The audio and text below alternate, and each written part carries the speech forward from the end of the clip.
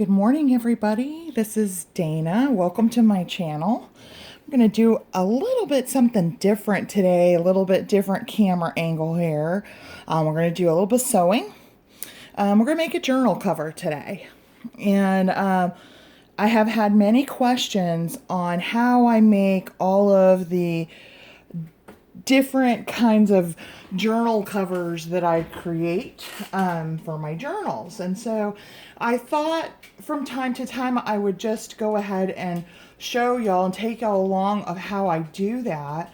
And if you'd like to see maybe even kind of like a little series of all of the different kind of covers that I do, we can do that. I want to put content on my channel that y'all want to see. If it's something you're interested in, seeing all these different, because even with the fabric covers, like we're going to do today, I have several different ways that I do it, depending on the type of material I have and things like that. So today what we're going to do is we're using this beautiful fabric here. This I found at Goodwill. I found two of them and they were $1 each. And what these are is they're actually pillow shams. They were king size pillow shams. So you can see the back where the pocket is where you insert your pillow. Now I can tell, I didn't realize how old these were until I had actually cut it apart. Okay, and this batting on the inside is super, super thin and it's very flaky. So what I did was I put an extra layer of my own batting in there. So what I did, let me show you what I used here. So let's just put this aside. So that's our base cover. Isn't that gorgeous? I got two of them for $2, and I cut out the first cover, and look, this is all it took, was just this much. So, and I have two of them. So I am in the process of opening my Etsy shop, and I think what I might do is just create a bunch of maybe just covers and just sell the covers.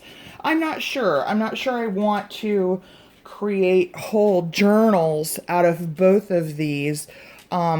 Because after I do one or two of the same kind of journal, I'm ready to move on. So maybe I'll just create a bunch of covers and put them up in my Etsy shop once I get it open. So what we have, what I've used is a 9x12 envelope. Now I have it ready to sew, so I just want to kind of give you an idea of what I've done here. A 9x12 office envelope. What I did was I removed this clasp. These just pull off, and I've showed this in a video before, but we'll just quickly run through it. After I pull the clasp off, I take my glue, whatever glue you want to use, and I kind of squirt it all inside the envelope, and then I press it down and kind of seal the envelope shut. Then I put glue on the flap and I glue that down as well. Okay, so that's the base of our cover. Then what I did was I cut a piece of batting. This is just craft batting, okay, cotton batting, a little bit over the size of the envelope. And I did that for the batting and for the pillow sham, okay? And then what I did for the other side of the envelope, I have this beautiful paper. Let me show this to you. This is handmade paper. I have had this for years. I used to be a member of a company called Club Scrap, and they have a monthly scrapbooking membership, and they'll send you an entire kit, and it's very well priced. If you have not heard of them, it's clubscrap.com. And one of the kits from many, many moons ago, and I'm talking probably 20 years, I do have a few of you that know Club Scrap that are subscribed to my channel. So if you happen to know what year the Evergreen kit was, comment below. That'll show you how old this paper is. I have hoarded this paper. This paper came in, I think, 2 colors that I can remember. It was this purple and there was like a dark green, and I am completely out of the dark green, and I have been hoarding the last few pieces of purple that I have for just the right project. And I felt that this was a great project because this has a dark purple in it here, and I just felt like that was going to go so well. So let me show you what I have that I'm ready to sew on. Okay, so here's my sandwich. Essentially, I have my quilt pillow sham.